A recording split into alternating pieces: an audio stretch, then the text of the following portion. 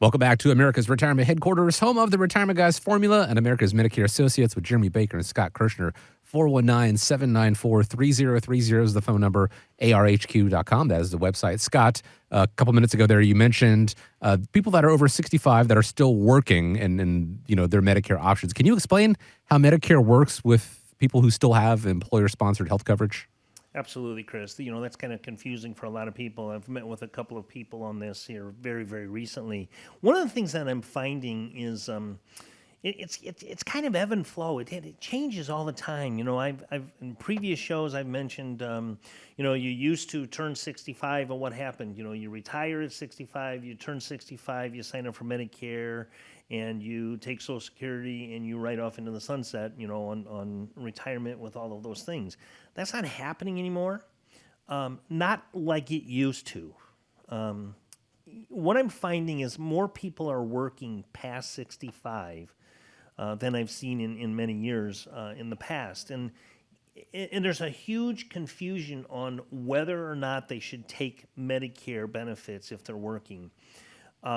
It's got to be one of the most top questions that are asked of me, then the benefits and things like that. But they say, hey, I've talked to a lot of people, neighbors, friends, co-workers, even employers' HR departments.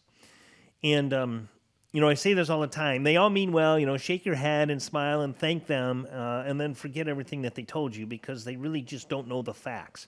So what I want to do is I want to take a couple of minutes here and I want to go through the actual facts on how employer coverage and Medicare work hand in hand. So if you are working past 65 and you have employer-sponsored health care and you work for an employer, now this is the important part.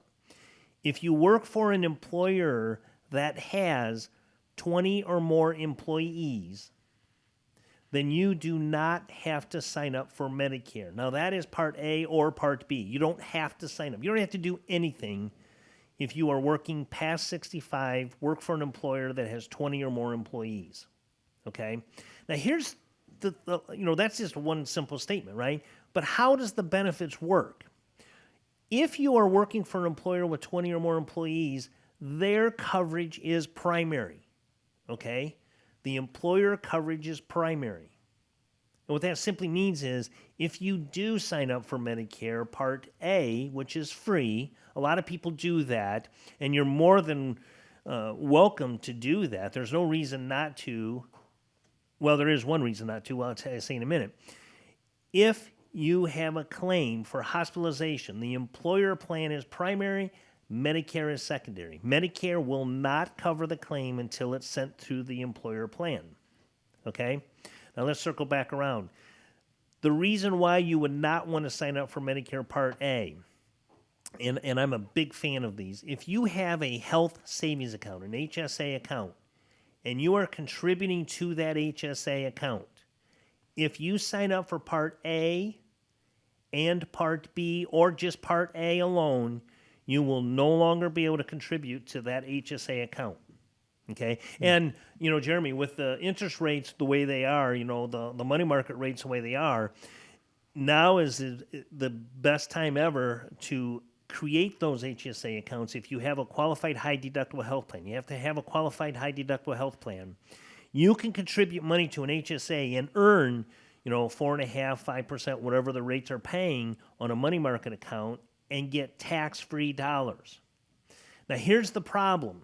I'll give you a story here. I did an event here about 3 or 4 months ago, and I had someone come up to me during the event, and they said, Scott, I need to schedule an appointment with you right away. And I go, okay. I could tell that she was a little nervous.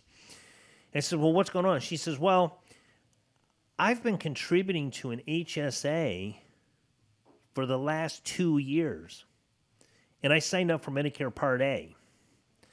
And I go, uh-oh, you got a little bit of a problem. So I explained to her exactly how it works. And she says, I had no idea. So the employer had no idea. They don't change it. The employer was contributing to her HSA. So here's the way this works. If you have an HSA, you sign up for Medicare, you have to, 6 months prior to signing up for Medicare, discontinue contributions to an HSA.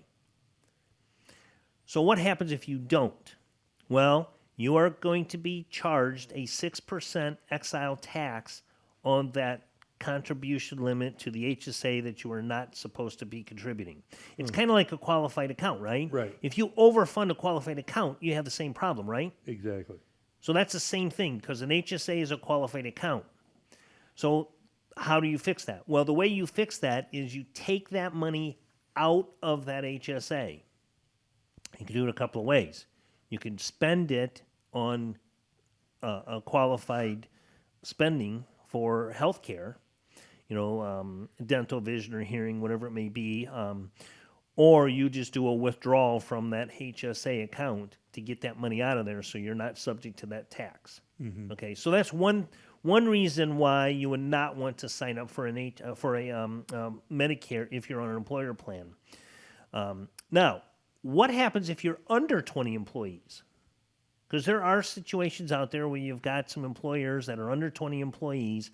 Well, it's just the total opposite. You do not, you do want to sign up for Medicare because under 20 employees, Medicare is primary coverage. The employer becomes secondary.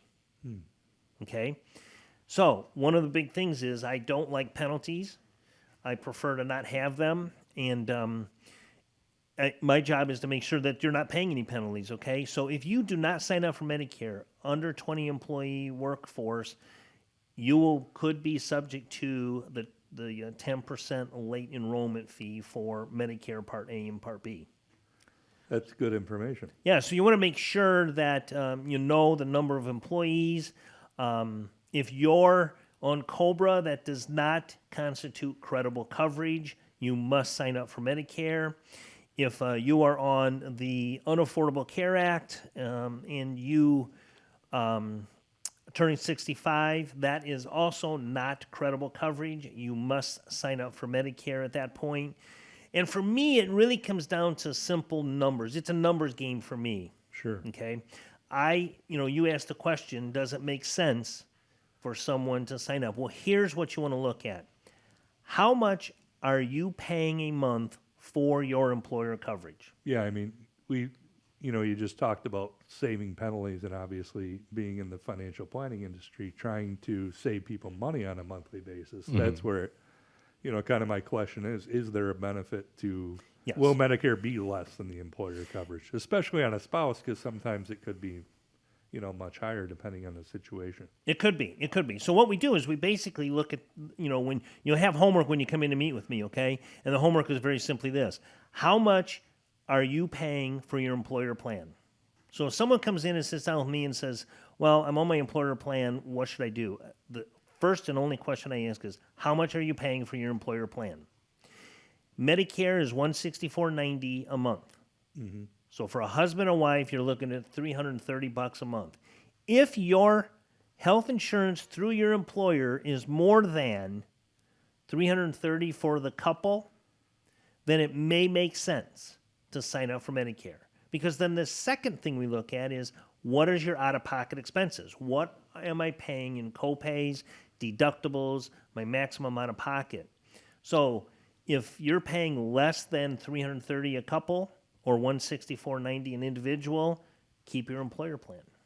If you're paying more than that, let's sit down and talk and make sure that it may make more sense to sign up for Medicare. Sure.